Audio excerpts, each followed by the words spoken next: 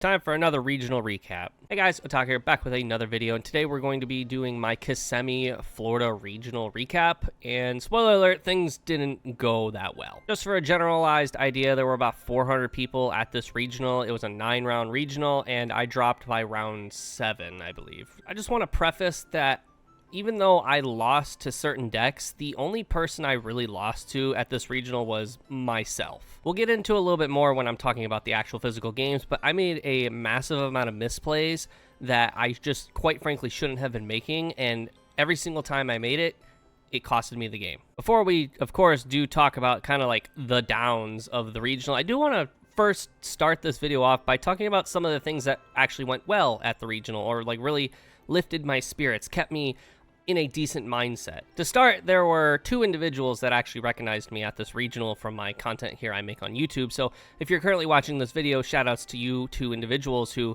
not only recognized me, but came up to me and thanked me for the content that I make on Malice and just other decks. On top of that, we have about 12 new faces here on the channel just from this regional alone, so welcome to the channel. And then the final like super plus thing that happened at this regional is I managed to almost, keyword being almost, finish max raring Malice. I have 2 CR Chessy Cat, 2 Field Spell, 2 Dormouse. All I need is the last Chessy Cat in CR, the 2 White Rabbits, and then obviously the 3 March Hare in QCR. I already have my links in CR as well.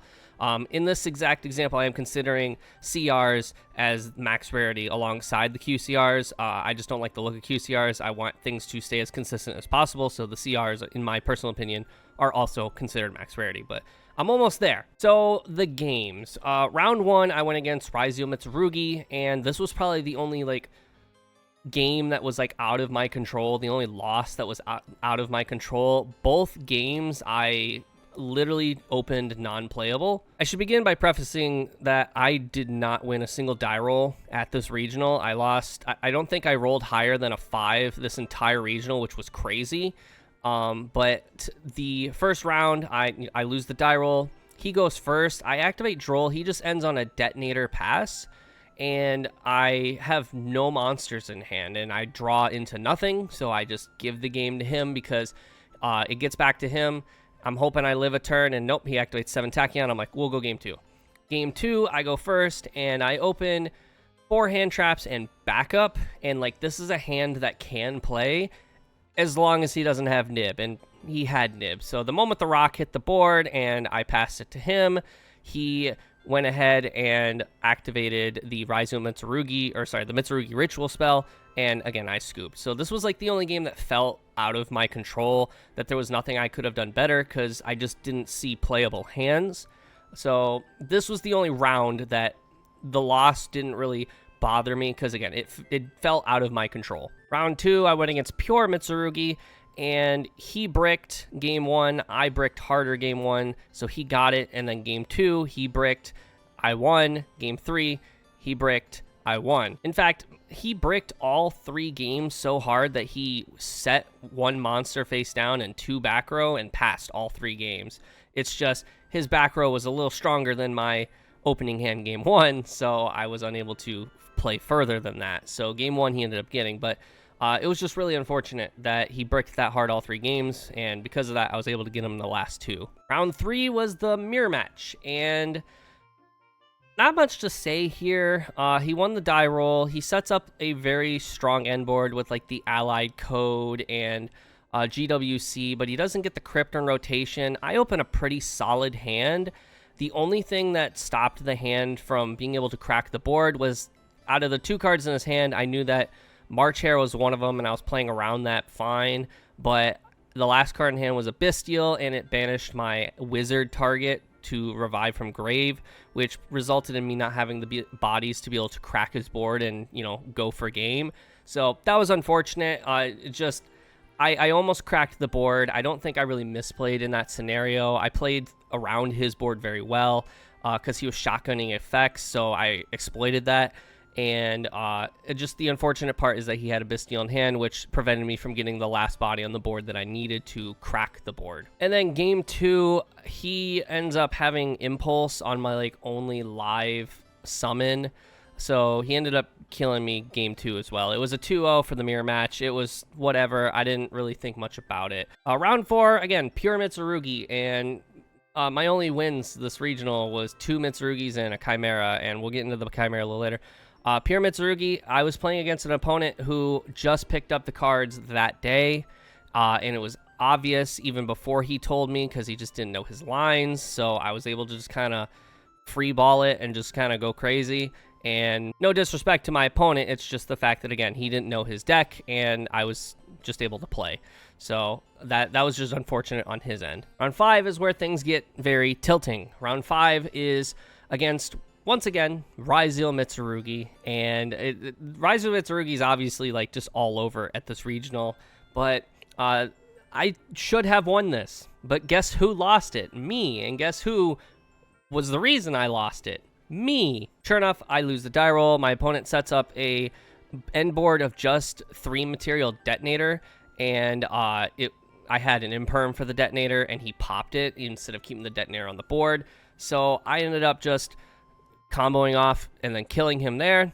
And this was the sign that I should have lost this game. This was the 100% sign that, like, I was in a forward spiral of that I was going to lose this round, because I ended up clearing his board, and then I go for battle, and I forget that I'm getting 600 attack points on Heart's Cryptor off of the Dormouse. So because of that, he has 200 life points left because I'm not calculating the right amount of damage. I didn't calculate 3,100, I calculated 25, and then not 5,600, I counted 5k. So he had like 200 life points left because I'm not calculating the right amount of damage. He top decks a card, and he says, we'll go game 2. In the middle of side decking, I realized, oh my god, I almost threw that game because I didn't calculate the right damage. But sure, fine. Game 2, this is where the biggest misplay happened. And I'm saying game 2 because there shouldn't have been a game 3. I fucked this up so bad that my opponent even looked at me and said, how did you fuck that up? So, yeah, I don't know where my headspace was for this tournament, but it wasn't at the tournament. This was probably not only the worst I have ever played Malice, but Yu-Gi-Oh! Ever since I've started playing competitive Yu-Gi-Oh! And I was terrible when I first started playing, but I probably played worse than I did when I first started competitively playing the game. This was atrocious. My opponent goes first because he lost game 1. He sets up a board, and I'm in the verge of cracking it. Like, he only has a detonator with 3 materials, a cross, a duo drive with no materials, and then a sword in defense mode. Because I drolled him, so he wasn't able to, like, add. He didn't see any of his Mitsurugi cards. So he just ends on this. Very crackable board based on my hand. I end up exhausting the resources out of his detonator. So all I have to do is kill the board and, like, just win the game. I end up summoning Axis Code Talker, 5,300, the Red Ransom with 2,900 because it's getting 600 from Dormouse, and then I have a March Hare in attack mode with 1,200 because, again, 600 off of the Dormouse. My opponent only has a Duo Drive in attack mode and a Sword in defense mode, and I have 700 life points. This is important because I have an MTP set. My brain was like, oh, I have game here. I'm going to kill his 2 guys, and then I'm going to hit him for enough damage where that I can banish the Red Ransom, bring it back, and hit him for another 2,900, and that's game. Can't do that because I have 700 life points left. And sure enough, I go MTP, activate MTP, banish the Red Ransom, add March Hare, and I go, and my opponent goes, is this game here? And I'm like, yeah, because I'm going to bring back the Red Ransom, and I'm going to kill you. And he's like, how are you going to bring her back? You only have 700 life points. And I'm like, yeah, you're right. Also, on top of this, the entire combo, I'm trying to play around Nibiru when I know that the only card in my opponent's hand is Ryzeal's Sword because I watched him add it on his turn. That's the only card in his hand that I know. And I think it's Nibiru for whatever reason. Again, my headspace was not in this tournament whatsoever. Well, sure enough, I dropped the ball because can't kill him now, so I pass turn, and I have my Red Ransom banished. I can't really do much here because I have a 600 attack point March Hare in attack mode, and he just normal summons Sword, and he has game just by attacking the March Hare because I have 700 life points. So I go game 3, and I'm like, what am I doing? Why did I do that? Game 3, I go ahead and start my turn. I get hit with Fua. I have Droll in hand. So I give him 1 draw, and I Droll him. So I then am like looking at the clock, and I'm like, I have 5 minutes left. I have to set up GWC and still have a substantial end board, so that way I live on life points and have higher life points if it goes into time during his turn.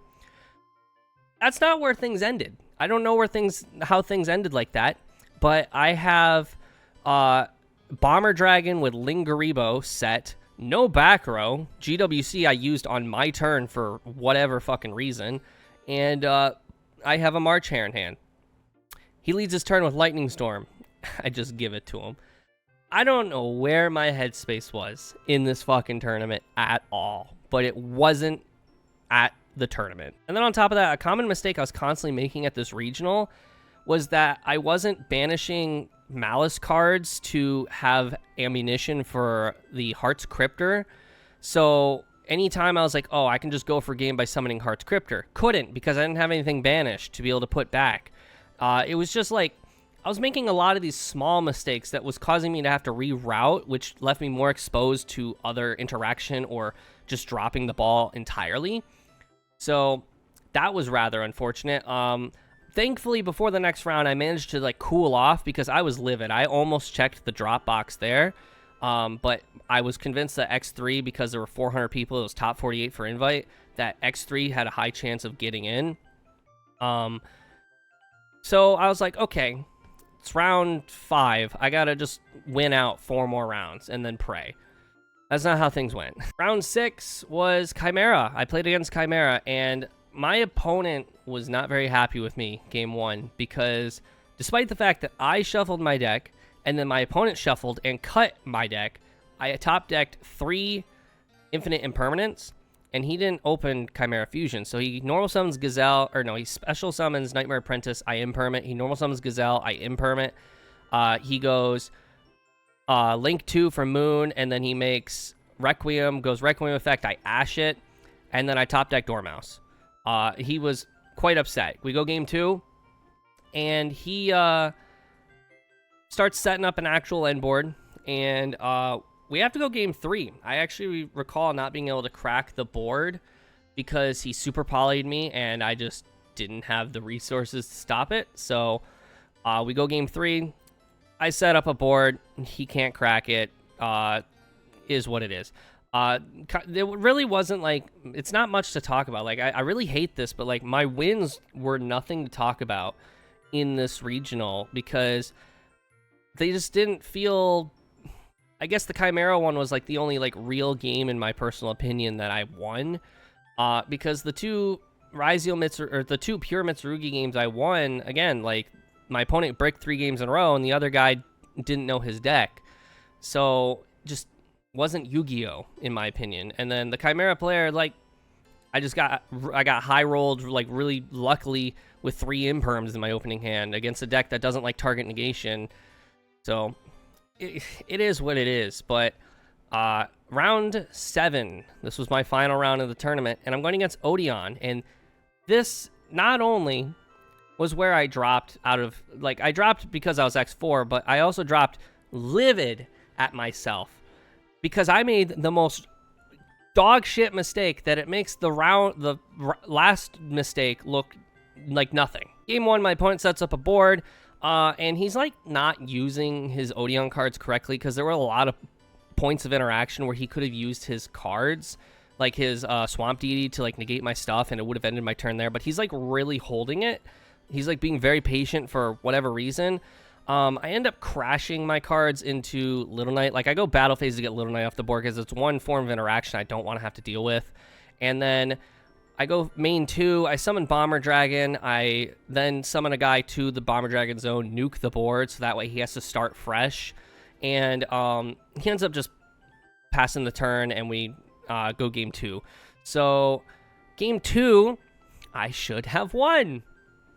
But I didn't, because I fucked it up. Game 1 lasted, might I add, about 35 minutes. So we had 10 minutes on the clock for game 2. And game 2, Again, he's doing cards, he's doing things, and all I have to do is crack the board and win. He has a very minimal board because he just didn't have anything.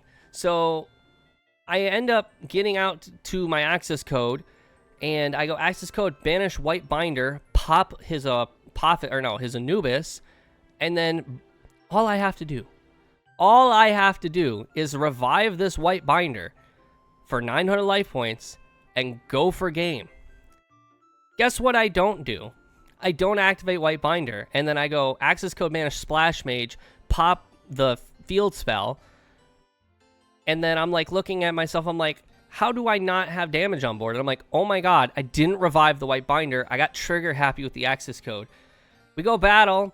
I hit him for 53, but his life points are still higher than mine because I was deteriorating my life points away. And time is called, and he's got it.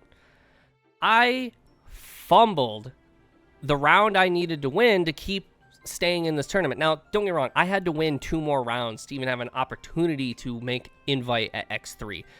But, oh my god, these misplays were so rookie level. What are you doing? I've been playing Malice since release of Crossover Breakers, and I'm making mistakes that shouldn't be getting made. And I'm like, I left this tournament so mad. Like, I know misplays are part of the game, and I understand that, you know, not every day is going to be your day, and clearly this tournament was not my day. But it's one of those things where it's like, sometimes the misplays you make are just so drastic that you're gonna dwell on it. You really are. Like, I'm, to this day, like 3 days later, still thinking about these misplays and thinking, where was my head at? And it's infuriating. But enough about the games. Let's just go ahead and take a look at the deck list. All right, so here's the deck list I was running at Kissimmee Regional. It's fairly standard. I had a few different choices that we'll get into, but still on the Bystials. I was very close to cutting the Bystials, or at least cutting Mag and Druis and keeping like Baldrake. Reason being is, like, aside from like banishing a card from your opponent's graveyard, the Bystials don't really do anything on your opponent's turn. We're not playing IP anymore, so like Druis Worm and IP into SP is not like the most broken thing anymore because we're not really playing IP anymore. Whereas like Baldrake is like actual physical interaction on your opponent's turn, and in most matchups, it's still good. But I decided like these two were still fine because last thing I want is to open the only two Baldrake in the deck, and then just bad news bears. We're running 6 Mulch Armies. I decided not to run the Meowls in this tournament. I feel like Meowls is like okay in this format, but there was like cards I wanted to run over that, and we'll get into that when we get to the side deck. Running the 1 Wizard and the 3 backup. We're running 3 Chessy Cat. I think this is flexible. You can do 2 or 3. I just wanted to make sure I was always seeing a name of some sort. 2 of the Rabbit and the 2 of the Mouse, because that's mandatory because of the ban list. 3 of the March Hare, and then for the rest of the hand traps, we're playing 3 Ash, 3 Droll, 3 Impulse, and 3 Imperm. Droll I valued more than Nib, and I only sided Nib in twice in this whole tournament, and it never resolved because I never saw it. Droll, on the other hand, was like key into a lot of the games that I won. Not the rounds, but a lot of the games that I won, because Droll's just huge. Like, yes, it doesn't stop Raizu Mitsurugi, but it causes them to create these half boards, and Malice can crack half boards. So I just value Droll a lot more. Also, Droll can slow down Malice in like a game 1 scenario if you lose the die roll, because if they don't open the Ignister stuff, then they're just not going to be able to extend far enough to get every piece they need in play. Impulse, I actually sided out against Malice. Impulse didn't, in my personal opinion, there weren't like cards that were so impactful that I had to Impulse from hand to that was gonna like change the game, in my personal opinion. I sided out Impulse for Nib against Malice, just because like Impulse, when you're going second, you don't want to activate it from hand when you have like you have Droll, you have Fuelos, you have Perulia, and then if you're siding in Nib or Lancia, you know, it's counterintuitive. But Going first, I would still keep this in. But also, just quite frankly, this is like the best hand trap in the game right now. We're still playing 2 field spell, we're still playing Malice in the Mirror. I am playing the GWC in the main and the MTP in the main. I guess I'm behind if I'm playing this in the main or whatever. Playing Gold Sark. What I'm not playing is Terraforming and AI Meet You. Terraforming, it just feels like we're just asking to lose to Droll, but also you don't really want to see Terraforming if you get hit with Lancia, because it's just the same thing as seeing the field spell. And Terraforming just feels, in my own personal opinion, like low impact, because we have a way to search the field spell. So why just have it is what it is. But I'm not running AI Meet You because, in my personal opinion, Signet is better. And Signet was huge at this tournament. Signet won me, I think, like 3 games, because you could argue, oh, well, Signet's a -1 because you have to discard a card, and that's true. But Signet plus a name is huge in this deck. Signet can also be any body. It can't, unlike AI Meet You, where it can only be an Ignister, Signet is any body in the deck. And if you think about it, if Signet resolves, you're discarding a card, searching a Malice name.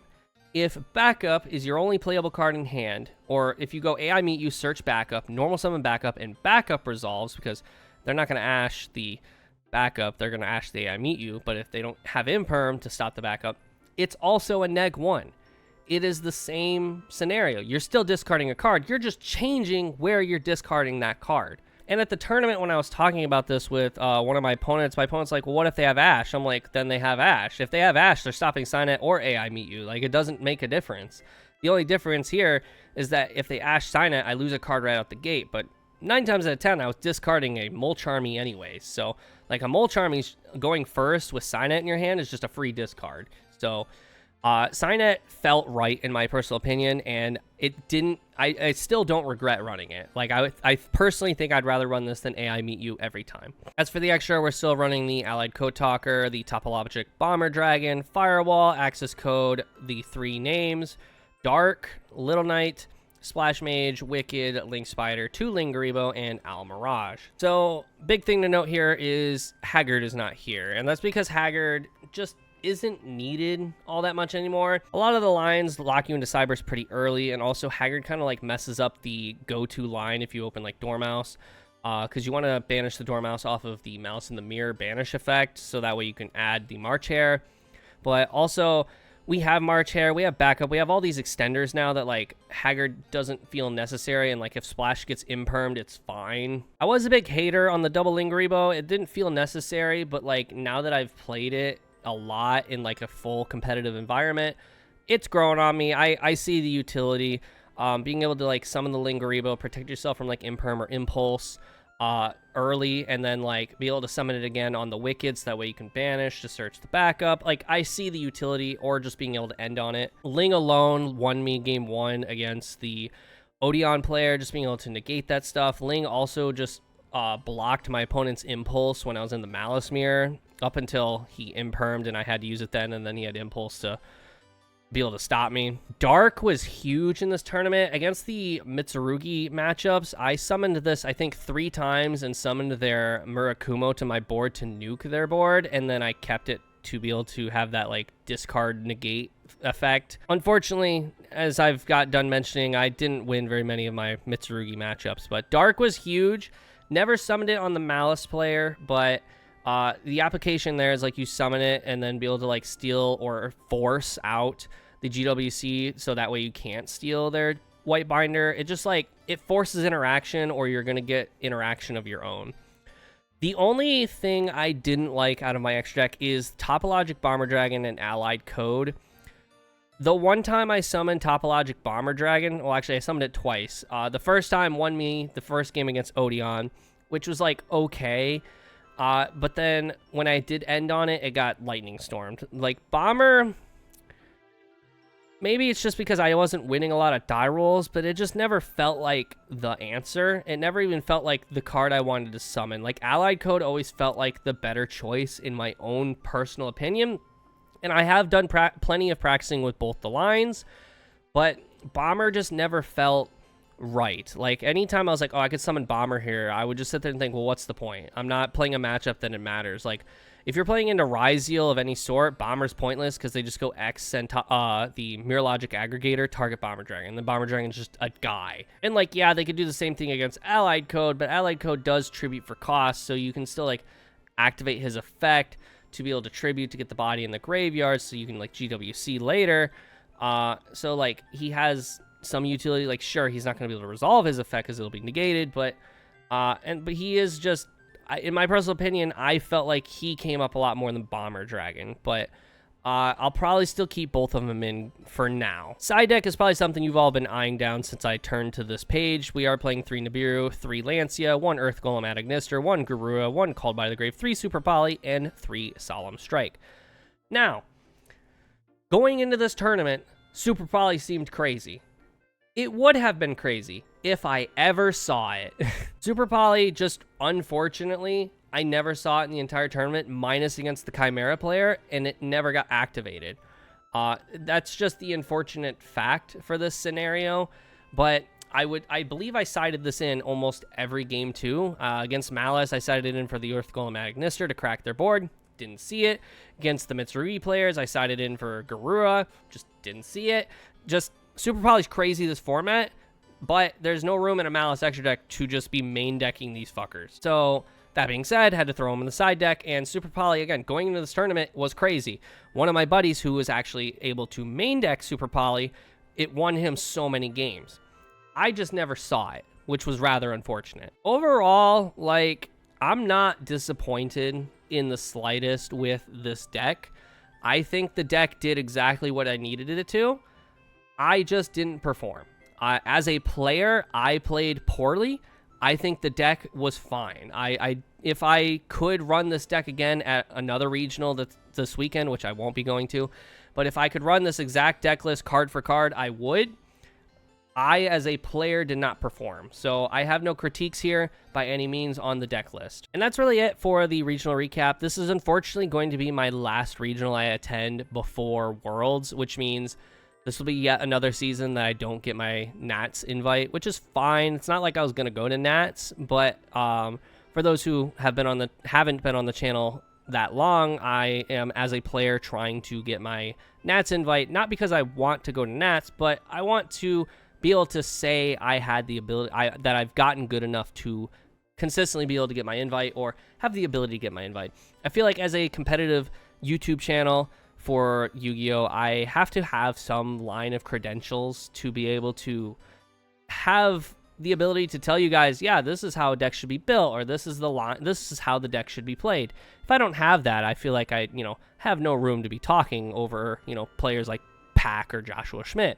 So, this will be, I think, my 3rd or 4th season that I still haven't got my invite. So we're going to try again next season. Next season's looking a little rough because we have a vast overhaul of the meta coming in with the Justice Hunters, with K9, Vanquish Soul getting support, Yummy, Dragon Tail, or Draco Tail, as the copyright would claim. Just a massive overhaul of the format incoming. I think Malice will still be in a decent position. I think Ryzeal might be butchered by some capacity, but...